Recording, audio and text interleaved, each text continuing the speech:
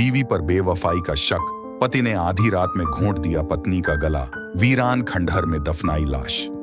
महाराष्ट्र के ठाणे के एक घर के आंगन में पूरे 14 दिन तक एक ऐसा राज दफन रहा जो जब जमीन फाड़कर बाहर निकला तो खुद रिश्तों के पैरों तले से जमीन गायब हो गई।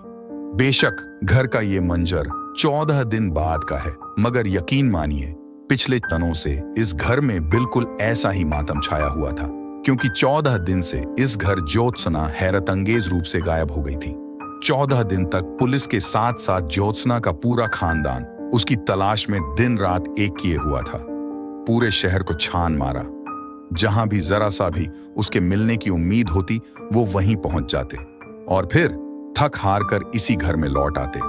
ज्योत्सना की पति के साथ सभी इसी आंगन में सुस्ताते और फिर दोबारा तलाश पर निकल जाते।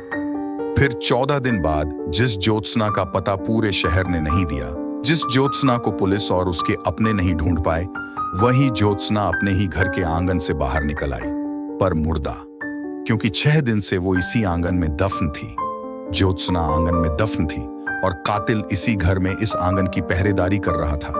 जी हां, महाराष्ट्र के ठाणे जिले में पुलिस ने एक पति को गिरफ्तार किया है।